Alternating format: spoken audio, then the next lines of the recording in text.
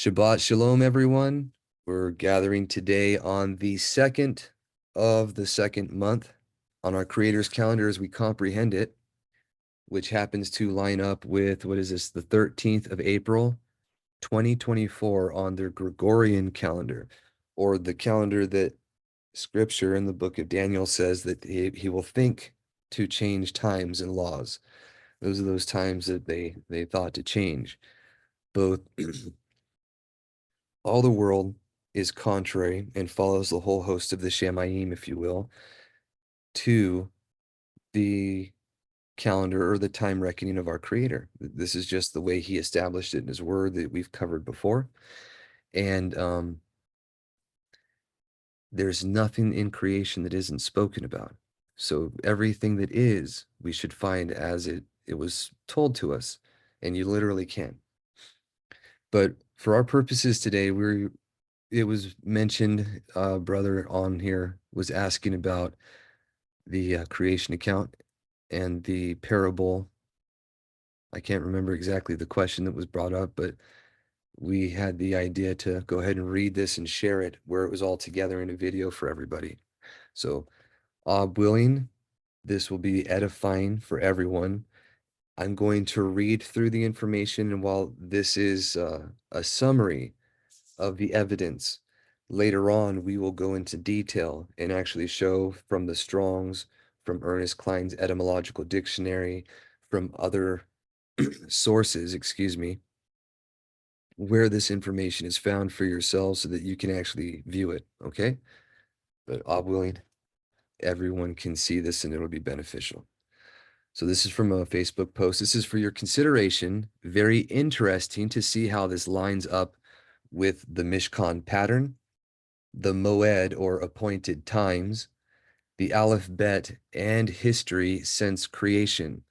Also, the names of the patriarchs, as we'll see, from Adam to Jacob, Yisra'el. So it says, put the Aleph-bet in order as written here. I can't say for certain this is the order of creation as originally written, which now I know it is more accurate. The Dead Sea Scrolls bear it out, Vanderkam's translation, and again, this pattern fitting history is the evidence of itself. So, willing, this will make sense as we go. It says also using the Vanderkam version on the order of the first day or on the first day. There's also evidence of this version in other manuscripts outside of the Dead Sea Scrolls that Charles or R.H. Charles mentions in his second edition of Hanok, where it's his study or his expanded critical edition, if you will. He has footnotes on a great many things, and he mentions the variety of differences in the manuscripts for Yobelim and how the order of the creation matches what Vanderkam shows. So this is a legitimate thing. And again, it lines up with what we read in Bereshit, the literal reality of things, and how like how a day is supposed to be, if you will, the 7 times in a day, the last portion being cock crowing, or that part from the first light until the sunrise is all part of the previous day. But I don't want to get too sidetracked here, so please forgive me. Yobelim or Jubilees, chapter 2. Moshe is given the complete history from creation. And the Melech of the presence, or the messenger of the presence, our Mashiach, right, spoke to Moshe according to the word of Yahuah, saying, write the complete history of the creation, how in 6 Yamim, or 6 days, Yahuah Shaddai, or Almighty, finished all his works and all that he created, and kept Shabbat on the 7th day, or Yom, and kadosh it, or set it apart for all ages, and appointed it as a sign for all his works, the works of his hands, like the potter and the clay. For on the first day he created Aleph, the Shamayim which are above, or the highest Shamayim, and Bet, the land, commonly called earth. This does not mean a planet, but it literally means the land or the ground, if you will. And Gimel, the waters, and Dalet, all the Ruachoth, which serve before him, the messengers of the presence, or the messenger of the presence. I believe it is pluralized there. And there are 7 that are before his presence, if you will. The ark messengers that are all named in the book of Hanok and also mentioned in different places elsewhere. Daniel mentions Mikael as well as the shepherd of Hermas. Raphael is mentioned in Tobiyahu.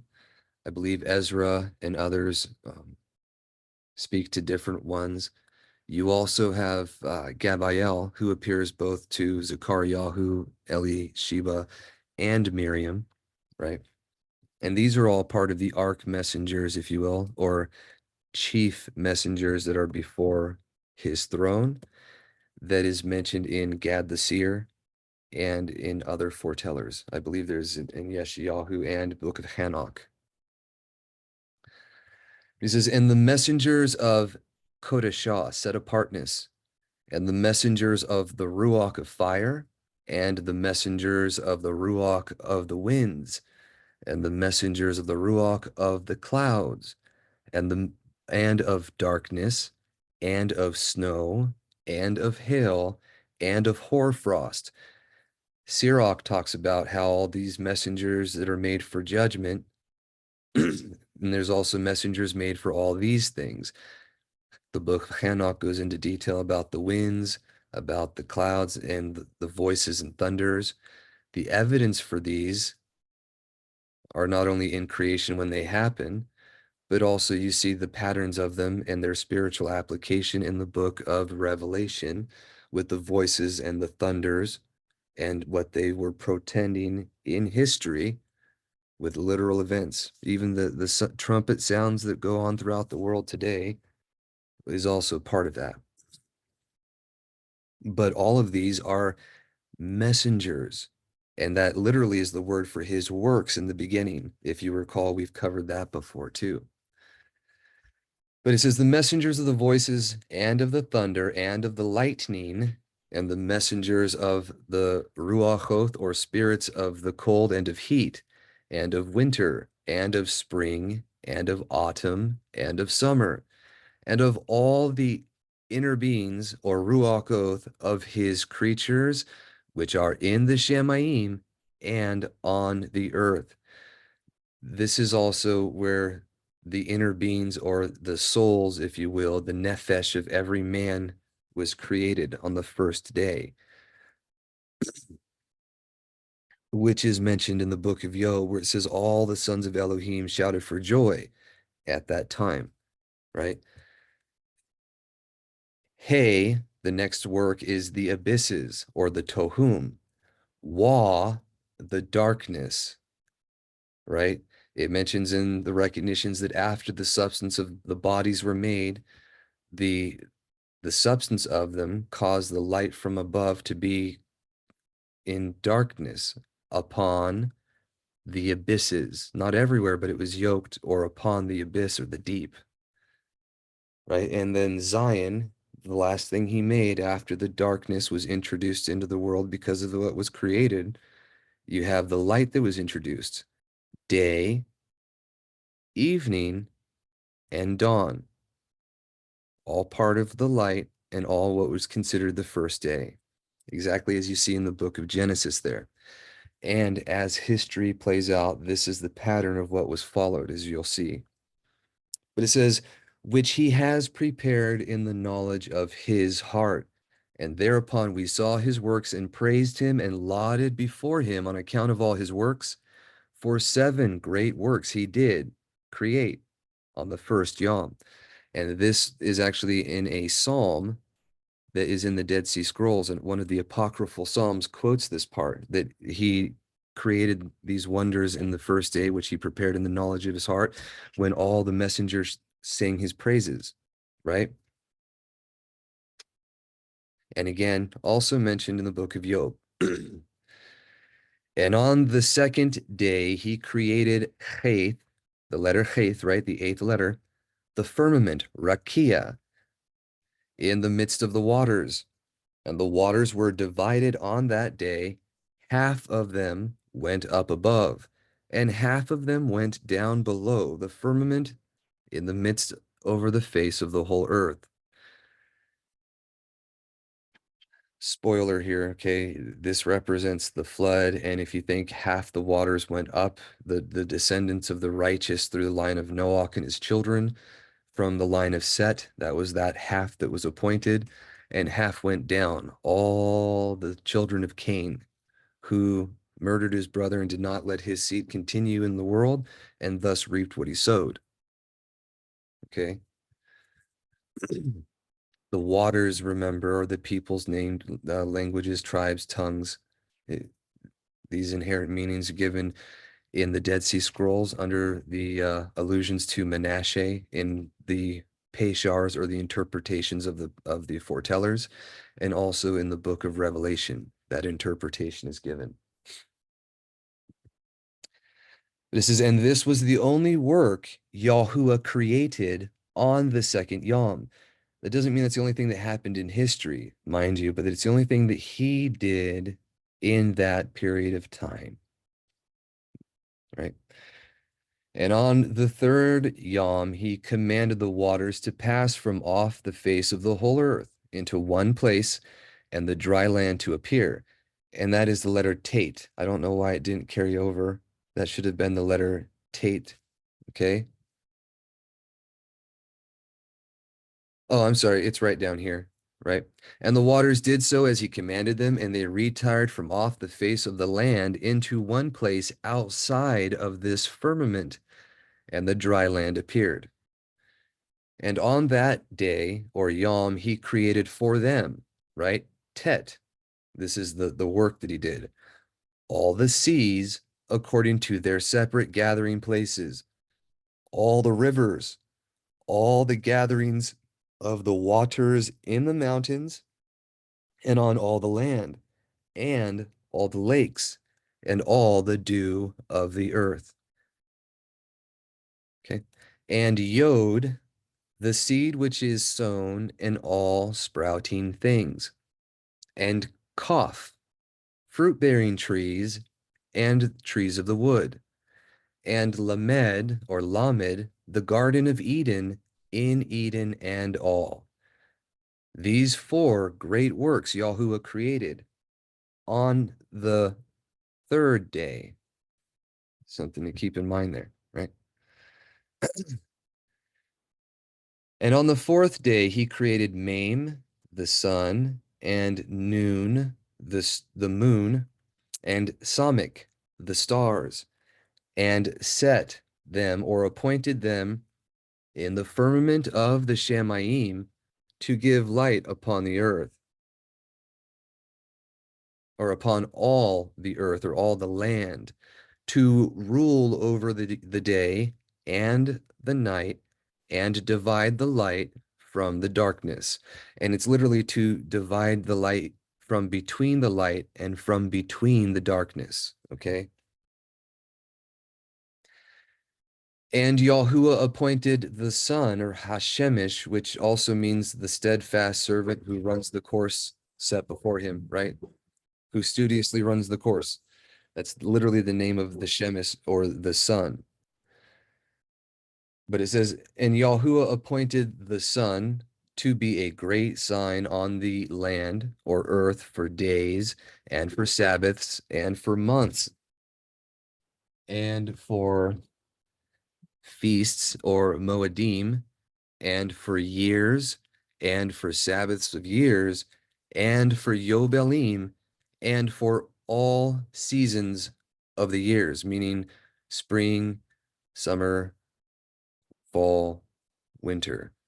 The sun is given all authority, quite like the one that it represents. And it divides the light from the darkness, and for prosperity,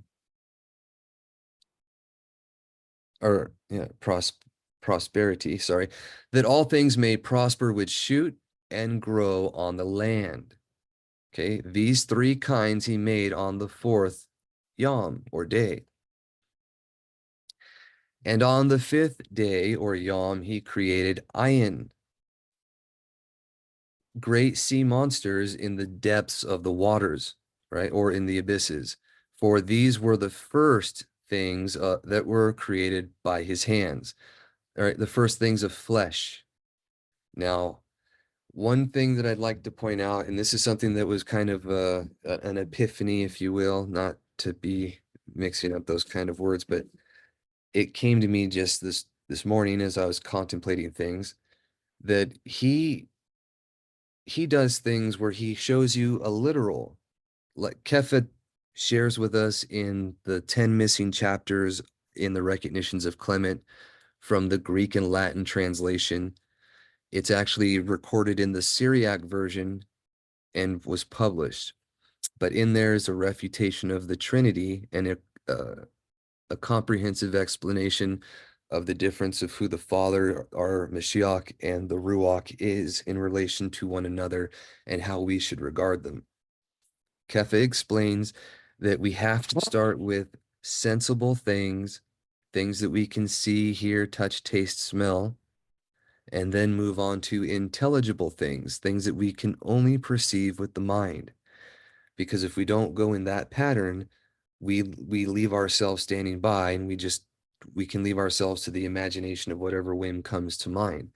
But if you deal with the things as they are, as they truly are, then you can comprehend the things he intends them to be. And that is exactly how he does things. He gives a literal truth in the created thing, and he later shows the spiritual truth in its application. You can see that pattern over and over again. The first one is in the literal works of creation and how they foretell in a parable all of Yahuah's works from the beginning until the millennial reign. Not everything that will happen, but the things that he is doing. Yahushua said, "My Father labors until now, and I labor."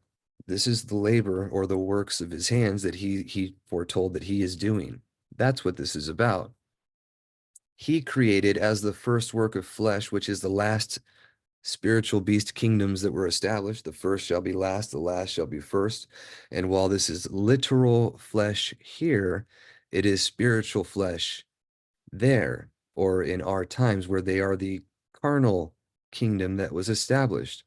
So just a mix of these things and the inversion. You can see the patterns of it all the way back here. But this is the foundation. First literal and then spiritual. The reverse is true for like what the Nicolaitans do. They call it hyperliteralism, but they'll take and spiritualize the literal and they'll literalize the spiritual in contradiction to how he does this. So back on track. It says, "For these were the first works of flesh, or first things of flesh that were created by his hands. Pei, the fish and everything that moves in the waters, and Zaudi, everything that flies, the birds and all their kind. And the sun rose above them to prosper them, and above everything that was on the land, everything that shoots out of the earth," meaning what was made by the Yod, right, the work of his hand, "and all fruit-bearing trees," the Kaf, what you are supposed to be like and resemble, "and all flesh." So the Son prospers all, right? Just like the Father does. And he is the example of him. The sun sheds its light on the righteous and the unrighteous, right? But as Kepha says, they don't always requite men the same, because evil men will get burnt by the sun, or the wicked will have their chastisements by the very creation that's also benefiting them. It says, "These three kinds he created on the fifth day. And on the sixth day he created Kof," like the letter Q, "the animals of the land," right? That would be the wild game, all the creatures that are out there. "Resh, all cattle," the domesticated ones, the herds and the ones that are tamed by men. And then Sheen, everything that moves on the land or the creeping creatures. And after all this, he created Tau, man, Adam. A man and a woman created he them. Now, this doesn't say the same word as man. You actually have three words here. Adam, which is also like Ha-Adam is mankind, or the Adam literally is man, the man, and it's also mankind. And then you have Adam as the name of the first, our patriarch from that. And then you have the Hebrew word Ish, Aleph, Yod, Sheen. And it's like I'm the one taking hold and doing the thing. I equate it to a man like on a motorcycle, revving it up and going, that's an Ish, right? And then as a word picture, just not as a literal meaning there. And then the other man here is actually the word for right here, a male and female created he them, just like you read in Bereshit or Genesis. That would be Zakar, like Zachary in English is Zakar Yahu, or remember Yahuah.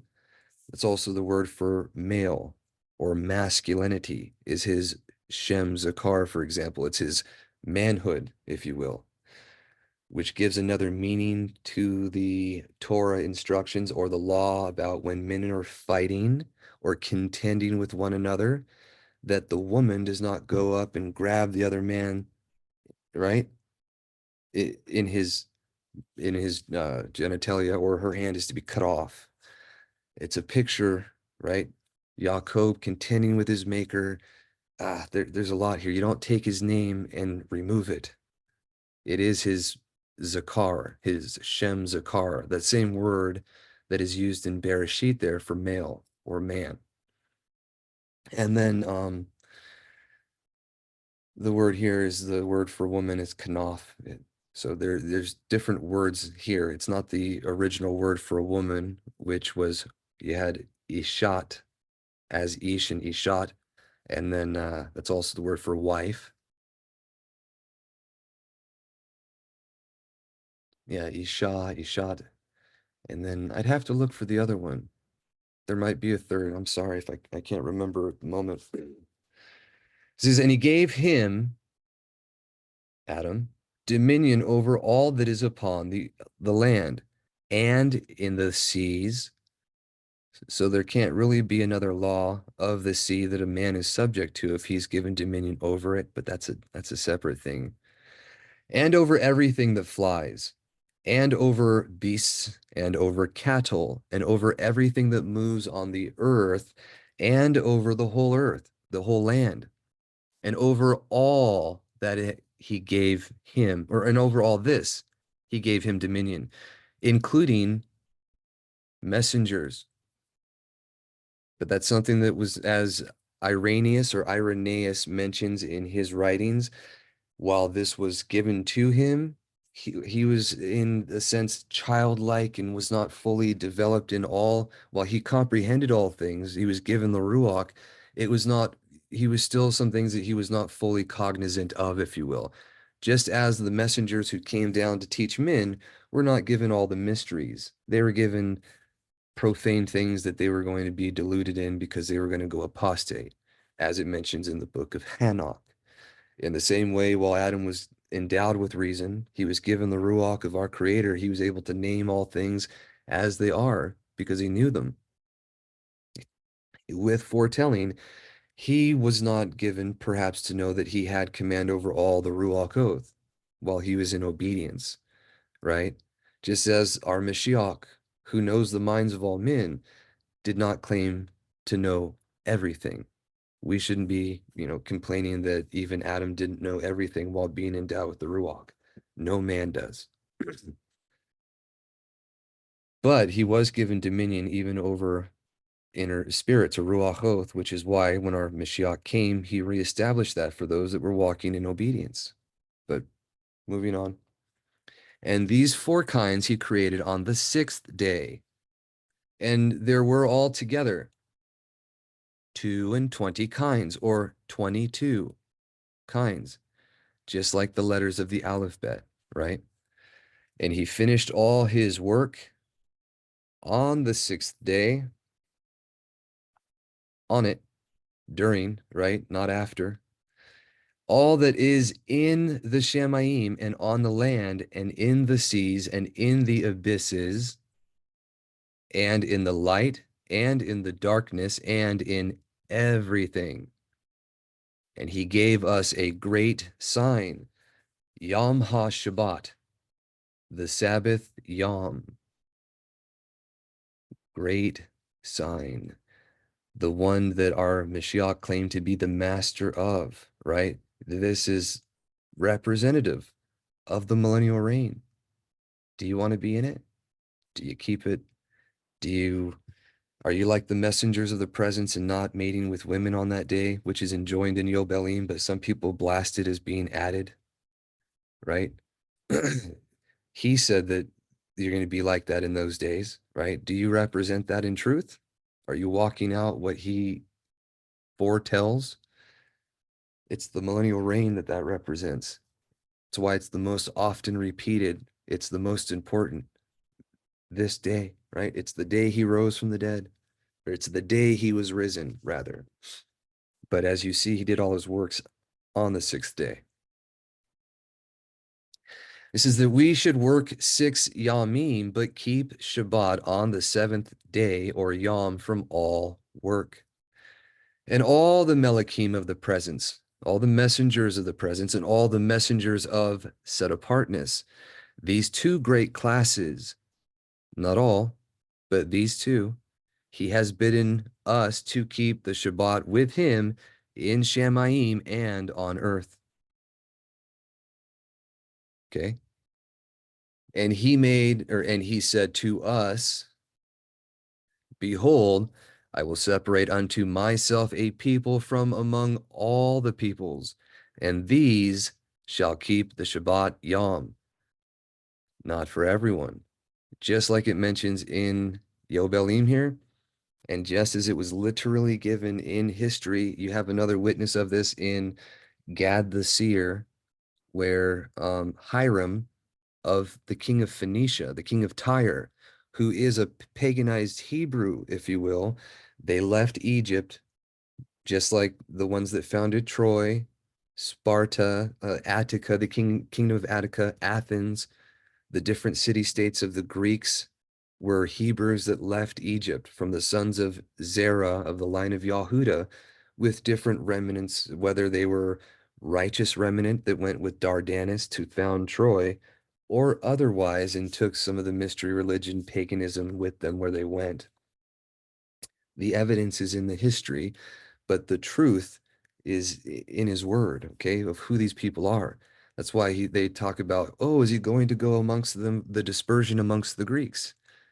And you have the evidence in the book of Maccabees where they are related. So I'll leave that for later time too. But these things were kept for his people. At the time, until our Mashiach came, if you wanted to be Yisra'el, you could give up everything and follow him. But you had to go with them in the land, be separate from amongst the people. A literal to teach the later spiritual, like I was just mentioning. The literal separation, the literal bringing out, the literal planting, the literal, and then the spiritual came after. So, Father willing, you can see more of that as we go along. But the same thing is true. You want to be his people and keep the Shabbat, you have to be grafted in, a wild olive branch of Yisrael, not just everyone. So it's the standard never changes. The application does, right? First the physical, then the spiritual, as you saw and as we mentioned earlier. He says, I will separate for myself a people from among all the peoples, and these shall keep the Shabbat Yom, the millennial reign, right? And I will kadosh them unto myself as my people. And I will baruch them as I have kadosh the Shabbat Yom, and do kadosh it unto myself. Even so I will baruch or barak them, If that's really Baruch, that would be softened to the CH sound, not the hardened K. But that's the Kaf, just the same. It is not the letter Cheth. And that's where people can get a little confused with the language there. But even so, I will Baruch them, and they shall be my people, and I will be their king. Or that should say their Elohim, right? And I have chosen the seed of Yaakov from amongst all that I have seen, and have written him down as my firstborn son. Also the moniker he gave to Ephraim, which was also Yisra'el, or Israel, who the Kadosh Yisra'el is a title for our Mashiach throughout the original covenant writings. He's the perfect man, the perfect Israel that we are to follow, if you will, right? The Kadosh Yisrael, if you will, literally what it says in the Hebrew, but it's translated as the set apart one of Israel most of the time. And it's always speaking of the king who is the one over them. And have kadosh him unto myself leolam wa'ed, or unto ages and witnessed, right? And I will teach them the Shabbat yom, or day, that they may keep Shabbat thereon from all work. And thus he created therein a sign in accordance with which they should keep the Shabbat with us on the seventh day, Yom, to eat and to drink, and to Baruch him who has created all things, as he has Baruch and set apart unto himself a segula, or a peculiar people above all peoples, and that they should keep Shabbat together with us. And he caused his commands to ascend as a sweet savor, acceptable before him all the days. Obedience is better than sacrifice, right? It's a sweet smelling aroma in his nostrils. Okay. There were 22 heads of mankind from Adam to Jacob, and 22 kinds of work were made until the seventh day. This is Baruch and Kadosh, and the former is also Baruch and Kadosh. So Baruch and Kadosh, okay? Also Baruch and Kadosh, all right? And this one serves with that one for set apartness and baraka. They go together, he's telling us, for these purposes. And to this, it was granted that they should always be, that part's added, okay? It says, and to this, meaning the 22 heads of Adam to Yaakov, not just what a man puts in there. I left it there because that's how the translation was given, but the brackets, that's added. And that's not even the full truth, because Adam was granted to be Baruch and Kadosh. It was given to him. So was Noach. All right. These heads of mankind, well, not all of them walked in perfect righteousness. The ones that did were set apart for that testimony. It wasn't just Jacob and his seed exclusively. And we don't want to add to or take away. We don't want to limit ourselves with presumptions and ignorance, but we want to not think beyond what is written, right? So it says, and this one serves with that one for Kodashah and Baraka. And to this, it was granted that they should always be the Baruch and set apart ones of the first testimony and Torah, even as he had set apart in Baruch the Shabbat day on the seventh day. So while he established that in the beginning, he did this from Adam through Jacob in the course of time. But it was always his intention, just like everything that happens, because he is absolutely sovereign. Again, though, Kefa goes into detail. There's two types of things that have no control over what they do, and things that have liberty of will and a future judgment, right? So while those things are in mind, nothing goes beyond his ability to control, and everything that happens is as he established and wills. Okay. Just not everything that men who have free will do is his desire, but that's what we're going to be corrected for either in this life or in the world to come, right? This world or the world to come. It says he created Shamayim and Aretz, or the Shamayim and earth, land, and everything that he created in 6 days. And Yahuah made the seventh Yom Kadosh for all his works. For all his works. That's who they're for. Everything that he's done is for his works, not right. If you're the work of his hands. Therefore, he commanded on its behalf that whoever does any work thereon shall die. And all that he who defiles it, and he who defiles it shall surely die. Wherefore do you command the children of Yisra'el, or Yasharal, right, to observe this day, that they may keep it set apart, and not do thereon any work, and not to defile it, as it is more kadosh, or set apart, than all other days. And whoever profanes it shall surely die, and whoever does work on or thereon any work shall surely die eternally. That the children of Yasharal, or Yisra'el, may observe this day throughout their generations, and not be rooted out of the land, for it is a set apart day and a Baruch day. And not be rooted out of the land. Remember, they were kicked out of the land for 70 years because 70 years they did not keep the land Sabbath, and right? And everyone who observes it and keeps Shabbat thereon from all his work will be Kadosh and Baruch throughout all days, like unto us, the messengers of the presence and the messengers of sanctification, or set apartness.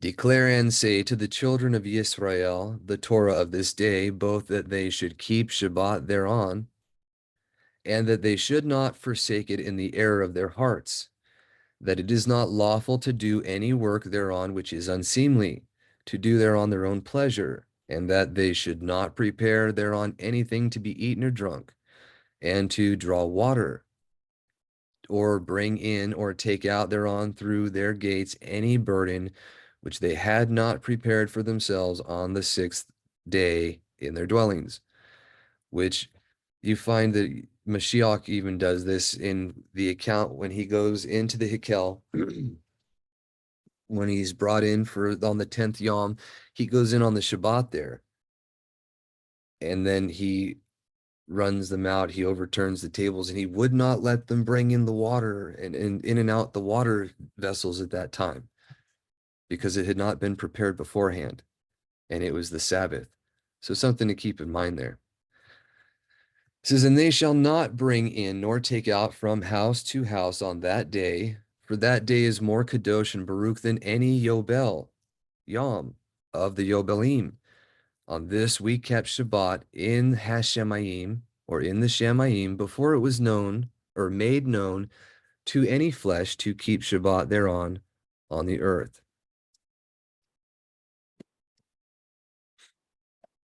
All right. And the creator of all things Baruch it, but he did not kadosh, or set apart all peoples and nations to keep Shabbat thereon, but Yisra'el alone, them alone he permitted to eat and drink and to keep Shabbat thereon on the land or earth. And the creator of all things Baruch this Yom, which he had created for Baraka, and making it set apart and splendid above all days.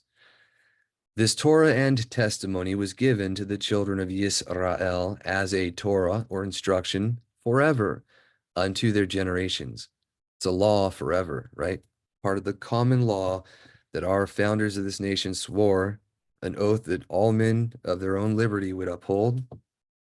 The 10 Commandments, the scriptures, right? The right rulings, what we call the common law, is abiding on every man, and the government is given limited things they're allowed to do. But again, that's a separate thing. Just like the children in the time of Judges, disobedience brought their enemies having dominion over them, the same is happening with us. All right, and then here's the overview right here. This is the email where we put a summary of the letters, the meaning, and generally the name of the patriarch and the meaning, and then what was being done on that day.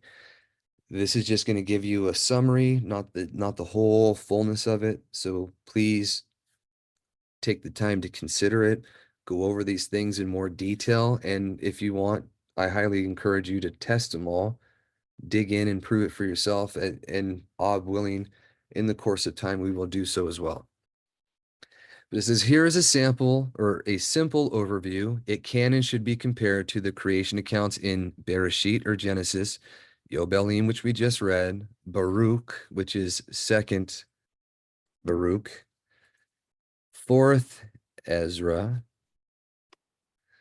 and the recognitions of Clement. Book 1, excuse me, or book 2, one of the two. It's right at the beginning where Kepha is reciting the creation account to Clement. As well as, and there's also a few other sections, but that's not important at the moment, as well as the other sections of scripture that cover each work, which you can find throughout the body of all of the texts of scripture in one point or another. It can also be lined up with the 22 men and their names meaning from Adam to Jacob. All right. So Aleph lines up with the highest Shamayim, and the literal meaning of the letter is I will teach and learn with my mouth, right? Aleph, Lamed, Pei. And then the definitions of Aleph itself is to bring forth thousands, yoked together, domesticated, and trained. It lines up with Adam in the garden with the voice of Yahuah in the beginning, where he was teaching with his mouth these things for that intention. And Adam's meaning of his name is literally Adam, I am or I will bleed, a foretelling of what our Mashiach would do. And also Adamah is I am the likeness of, or I am the image, which is what he was. He was the image intending to be the likeness of Elohim and also made of Adamah, which is the earth. So all of those inherent things right from that one word. And this is what you can do with the Hebrew in every way. Bait, right? Bet, that's bet, yod, tau, right? Is literally in working the covenant, right? Or in working the sign or mark or oath, which is the earth or the land, the second work he created. And the things in scripture says it's the place for us to combat to righteousness. It's what the meek will inherit, the perfect will be left in, but the wrong will be shaken out of. And it lines up with what man is appointed or set after the fall, right? The work of his hand. It was what was given to Adam to do after sin in the garden and represented with his children and being established and appointed with Set, right? And then you have Gimel, Gimel, the waters. Literally, Yagmal, Yod in front of it is to wean a child. So he will Gimel is to wean a child. And it's what goes out and comes back with your pay, reward or recompense. It's like a camel, which literally the Gimel is a camel. It goes out with your goods and comes back with the return or recompense of those goods, right?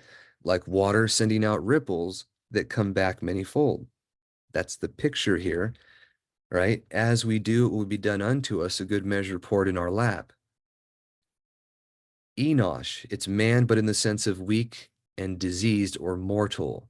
And that lined up, I didn't have it written here, but that lines up with, if you hadn't realized, when they had Cain and Abel, they weaned their child, and as they had done, the ripples of what Adam had done in the beginning were coming back at him and his children, which happens to all of us if you pay attention. Okay? You see that same example with what Aharon or Aaron did with the two houses in the wilderness with the golden calf, and then his two sons bringing strange fire and being consumed as a representative of that. Dalet, all the ruachoth that serve before him.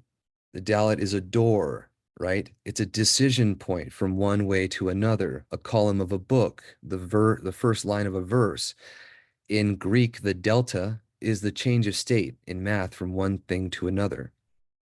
It's the dalet. It's the free will to make a choice, right? Where all the sons of Elohim shouted for joy in the beginning, doesn't say all the Ruachoth did. So there's a choice in what you do. And that lines up with Canaan, right?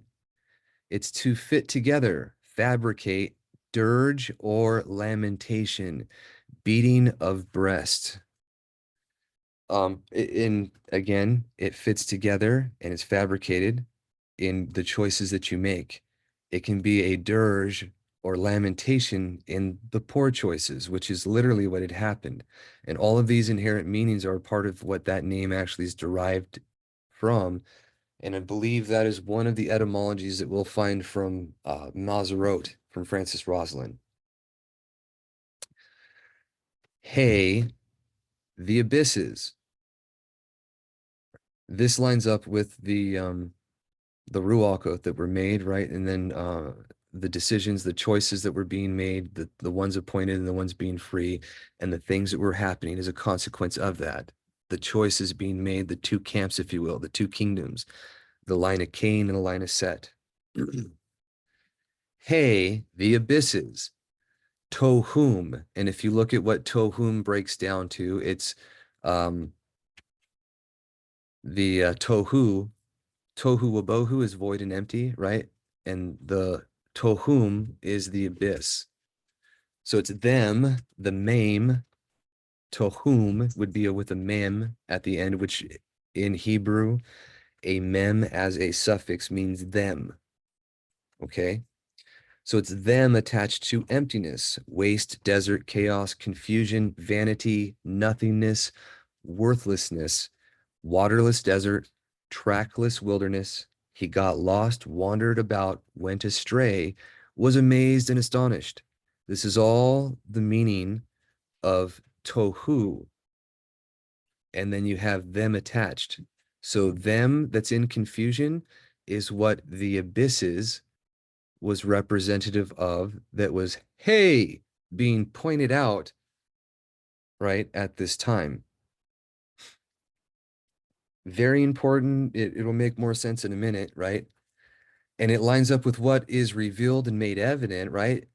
Which lines up with the patriarch Mahalalel, which means the place of praising El, or the praiseworthy El. It says, please note, this is after the third or fourth generation of them that hate him, meaning after Adam had sinned, meaning since Adam sinned, right? This pattern is repeated when idolatry was introduced amongst men.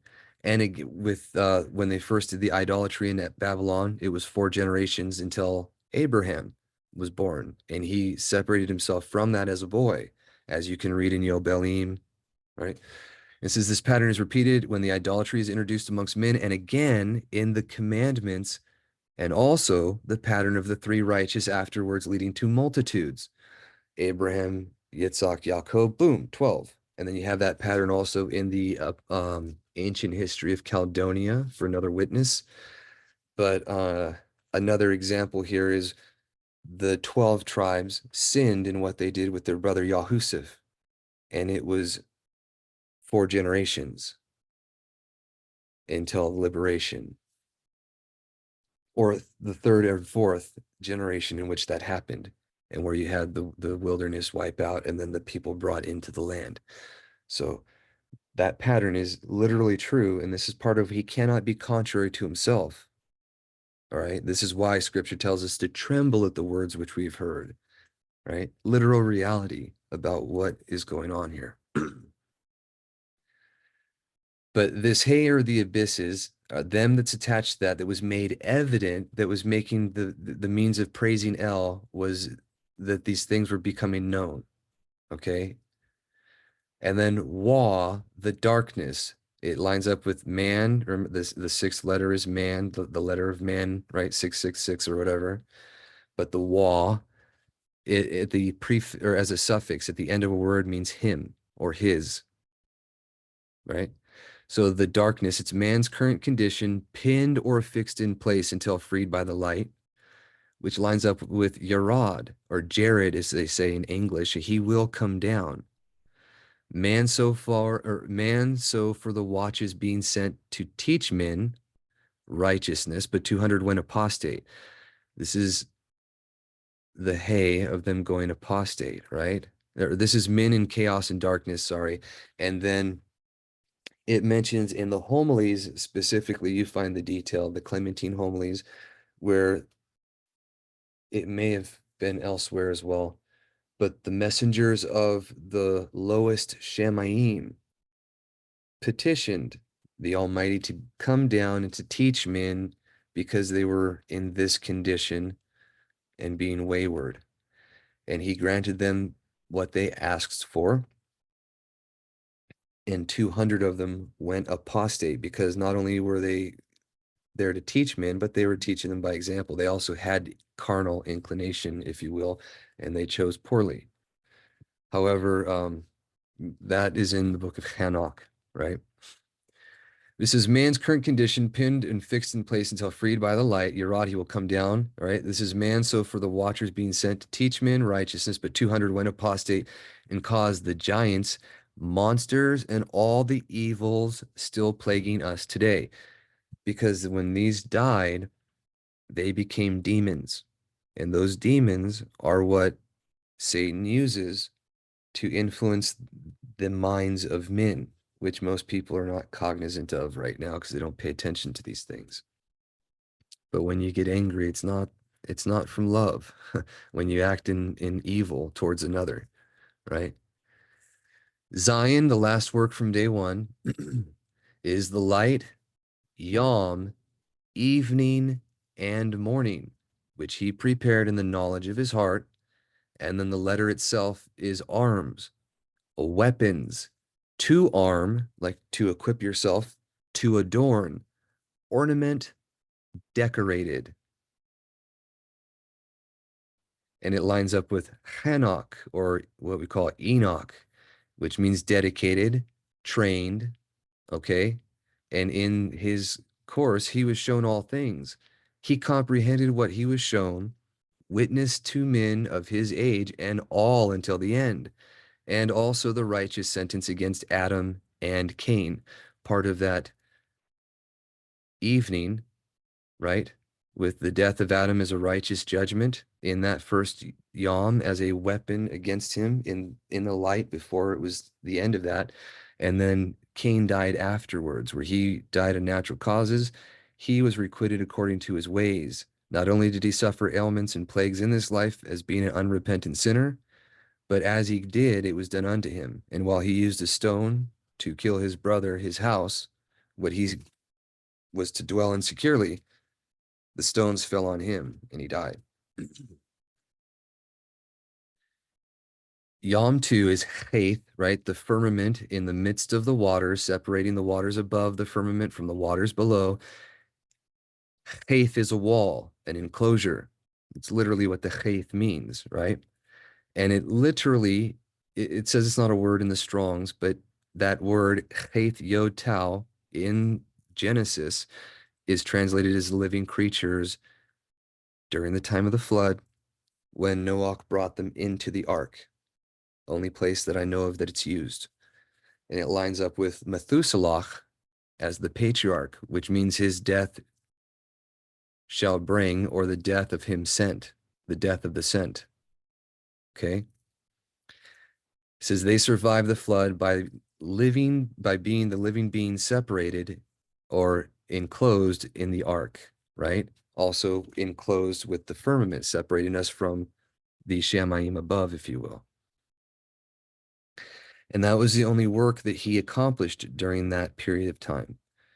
Yom 3, these are paraphrased and maybe a little off, right? Tet is the waters being drained in all the water courses, right? Tet lines up with a full basket of his stuff in a container, and it lines up with the letter Lem, or the patriarch Lamech, despairing. This is after the flood, and the children of men went into error at Babel, he caused the change of language and spread men into their own peoples, nations, languages, tribes, and tongues. So that was the work of his hand that he had accomplished at that time. Yod, the seed and all sprouting things, right? The Yod is a letter, is the work of and his or working hand. That's literally what it is. It lines up with the promises and covenants that he set and is working to establish. The seed is the word. The word that he gave, he first established the covenant with Noah as a foreshadow, and then with Abraham, and then with Yitzhak and Yaakov, and with the 12 on the 15th of the third month. It's always the same day, but that's the Yod. That's the promise of the work of his hand, the covenants that he is working, that we are the work of his hands as we do them, if that makes more sense. So it's the promises and covenants he set and is working to establish, and that equals or lines up with Noah, comfort and rest, given to Abraham when he relented or repented, also when he gave his word to the children. Koth, the fruit-bearing trees and trees of the wood. What, and this is the letter Kof, right? What you are to be like and resemble. Kof is a prefix, means to be like or as. Kof is a suffix, means you or yours. The fruit-bearing trees being that work, and this lines up with Shem, his name, or name, fame, reputation, renown, what you're known for, where you're at, here and there, right? And this is the children during the time of Judges who were supposed to be bearing fruits. And you find those allusions in the parables of the trees that they give in those times, and how when good trees bear good fruits and wicked trees bear wicked fruits. You see that playing out here. And all throughout that time, it's a big era, right? And then Lamed, the Garden of Eden, in Eden and all, is to teach and learn. All right. It's all to goad and poke, to pull. There's a lot more involved than just the meaning here. But it's from the time of Dawid and Shalomo, from that, all the way through to, the times and the return of the Maccabees. All of that was to teach and learn, to goad, to push and pull. He did all of that here. And it's a significant period of time, just like these are. But these are the works that he's doing during those periods, if you can see it, right? This lines up with a parkshad, whose name means a congregation appointed, or I had it just a moment. I actually just shared that in our Telegram group with, I found the internet version of the book, and the screen it happened to be on was with the patriarchs. So the one with a parkshad on there, it's leaning on assembly, the literal supporting the assembly or multitudes united by the band, which lines up with the constellations Pisces, if you will.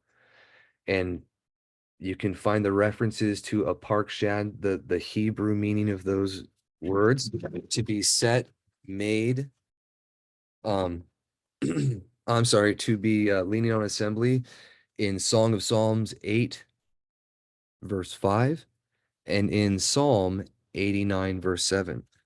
So the book does an amazing job of finding the etymologies of words and how they were used, using scripture and other means to help derive those. It's not just pulling things out of a hat, but you won't find the definition of a parkshad, as far as I know, anywhere else. However, the Lamed, his from the times of the obedience of Dawid and Shalomo to the fall, to the turning away of the children, their casting out, the captivity and return of the Yahudim, all the way through to Maccabees and his coming, was for the congregation appointed. All of it was made to build his assembly, which is the absolute truth, right? And then you have Mame, the son. Sorry about that. The steadfast servant that runs the course set before him, which is our Mashiach, the light of the world, which equals Selach, right? Lines up with Selach, sent one or sent out one, okay? Noon, the moon, which lines up with the Malkuth Shamayim, or the kingdom of the Shamayim. Her light is increased and decreased, the rain exalted or made desolate, for the nourishment and growth of all the living, for us to consider why these things happen and to benefit from it. And that lines up with Eber, or Hebrew, crossed over. And those are those that come to the kingdom after our Mashiach brought it with him when he came. Although this represents the fourth day and it lines up in history with his works during that time in history, he literally came and died at the end of the third day, as it was foretold on the Pesach, on the 14th, which is the third day of the week there. But that's a different thing. The fact that the sun was shining, it was established, and he said, I come preaching my death until I return. That's the Mame, that's the sun, okay? The light of the world in when he appeared. But that represents the fourth day, right? And then you have Samik, the stars, the children of light. I'm sorry. The children of the light running the course set before them, who knows him who names them. I don't know why this came out so funny. And shows forth him who numbers them. That's all different meanings of what the stars represent throughout the scriptures. And that lines up with Peleg, which is divided. Okay? This is the assemblies, the children that he built up. They all had their assemblies in different ways. They were divided by the constellations, or the 12, and then the 72. But some of them fell away and turned, just like there's not, the deacons are not 72 in number, right? So there's different pictures here, but literally representing the luminaries in that time in a physical, literal, and then spiritually representing the light of the world with our Mashiach, the kingdom with the moon, and it's the spiritual. So first literal, then spiritual. You can see these things happening, right? Yom 5, Ayin, sea monsters, Leviathan and Behemoth, the beast out of the sea, then the beast out of the earth. This is Ayin, meaning bearing our iniquities. Remember, we talked about how Dionysus, the Greek name Dionysus, literally is Dionysus, Nisus, right? Or the D as in ha for the Hebrew, it's the, or the great, and then Ion Nasa, iniquity bearer. But he says, bearing our iniquities after he came, and that lines up with Rehu, or his evil. In the time there, in the literal history, when it was first happening, it was because of the idolatry that was coming about after the truth had been known. It was his evil in those times. Pay the open mouth, the fish of the sea, and the teeming life of the oceans. Only those with fins and scales that navigate the waters and reflect the light are acceptable, but they die when they are caught by the fishers of men, representing the martyrs during the Dark Ages, right? When they come up to the breath of life, they have to die. And the only ones that are acceptable have fins and scales, so they reflect the light. They have protection against the parasites and things in the water, and they can navigate them with the fins. But that lines up with sherug, which is intertwined twig or branch. Okay? Zaudi, the birds of the air and all flying things. This is the time of the hunters, the hunted, and those who flee away and migrate, right? The different types of birds, if you will. After the persecutions of these times and the open destruction of believers that were contrary to the truth, those that were being persecuted fled. They'd go to Britain, they'd go to Holland, they'd go to the Americas. So the Zaudi times, and then it was those fleeing ones, or like the wild game, the elk and the deer, the ones during this, or that's sorry, that's later on. But this is the birds and what that represents. You have those that migrated in different patterns. You had the birds of prey. You had the ones that were um, small and kept to their own. The different pictures, and it lines up with Nehor, snort or a snorting, and charter scorched, or noble or freeman. The people, the martyrs, were being burned during these times as a prevalent thing that you can see more of during the Antichrist for Dummies series, right? It goes in line with these.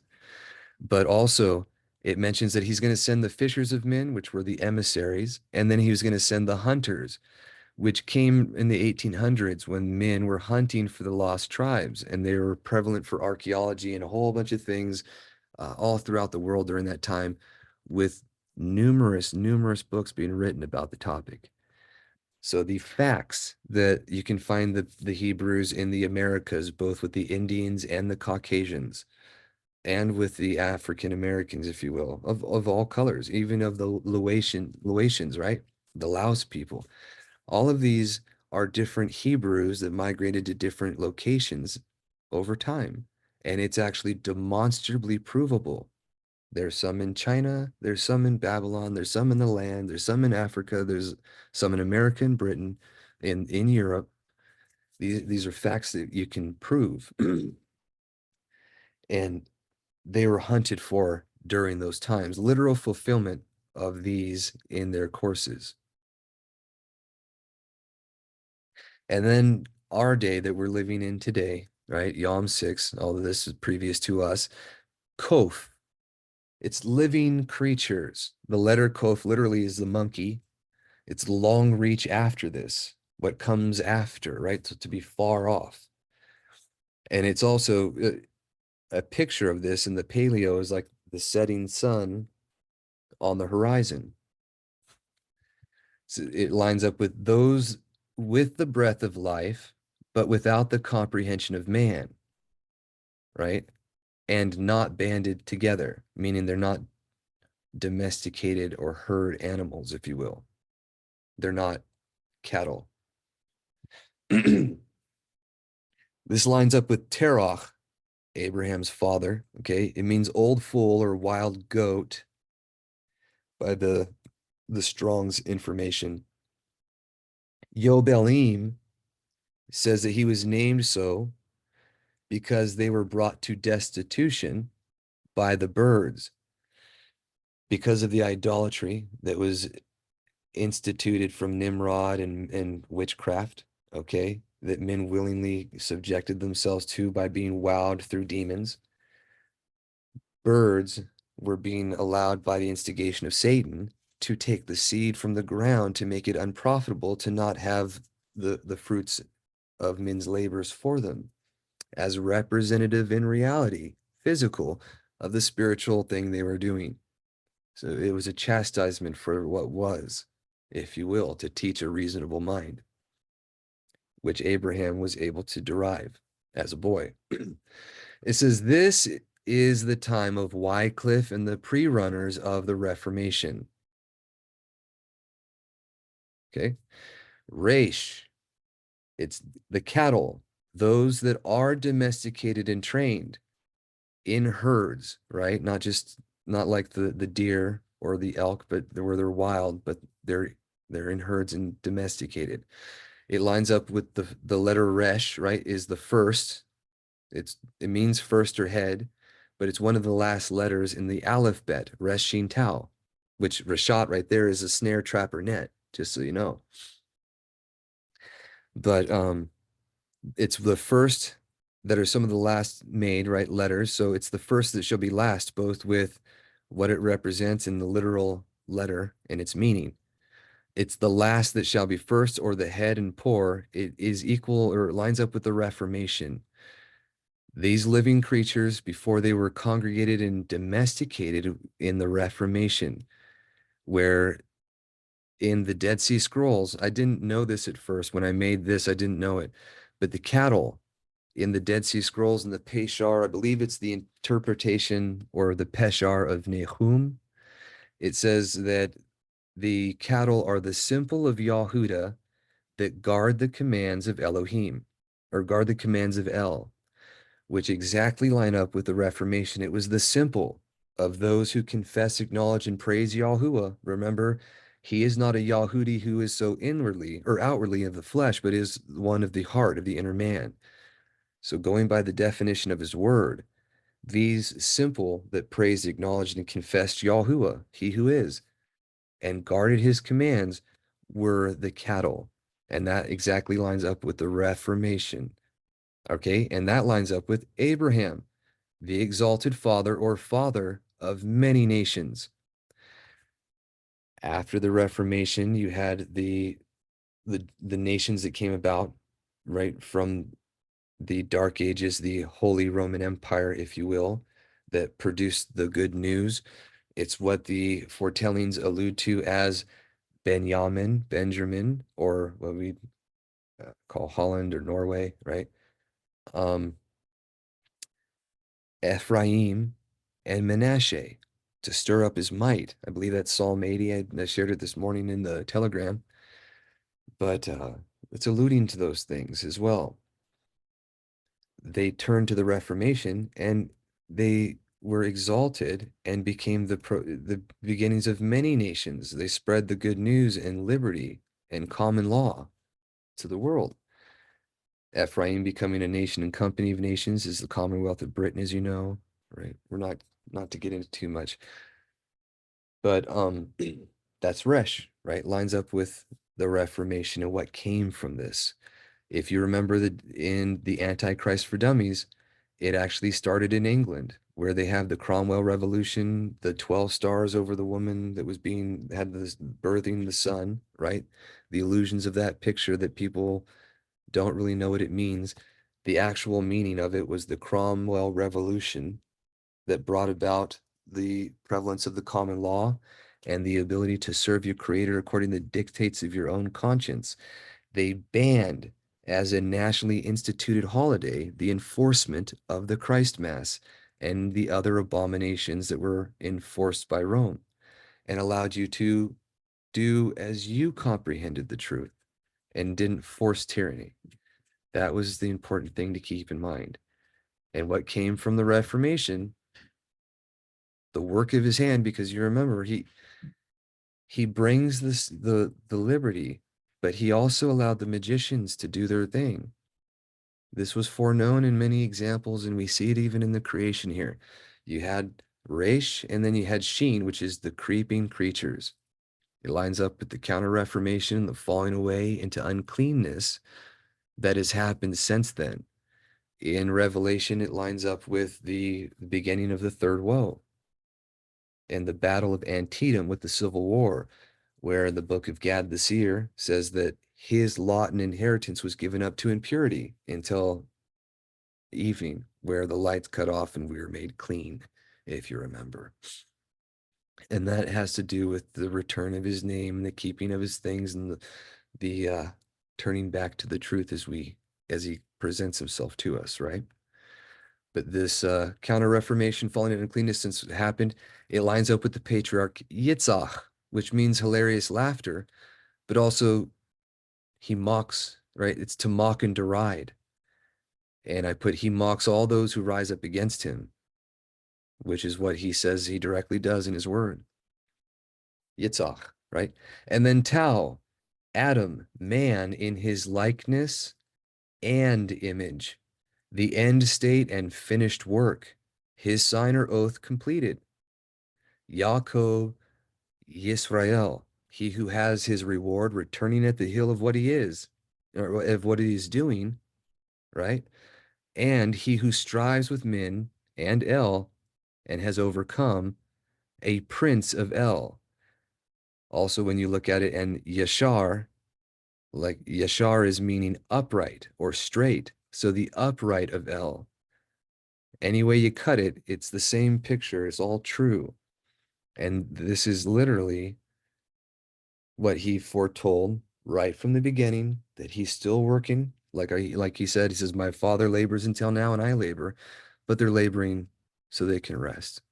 So I'm willing, that was edifying for everyone. And anyone who listens, please, if you have any comments or questions, through the course of time or afterwards, don't hesitate to leave them, and we will try to address everything as we go. Ob willing, if you guys are inclined, we can dig into in detail, go through each letter, go through each name, and show you where these meanings are, so you can see there's nothing made up, just pull it out of a hat. It's literally where you can find it as a definite thing.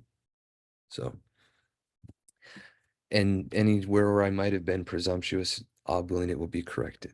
So thank you all for your time. You have a wonderful Shabbat, wonderful Shavua Tov, or week ahead, and we will see you next time. Yahuah will be with you.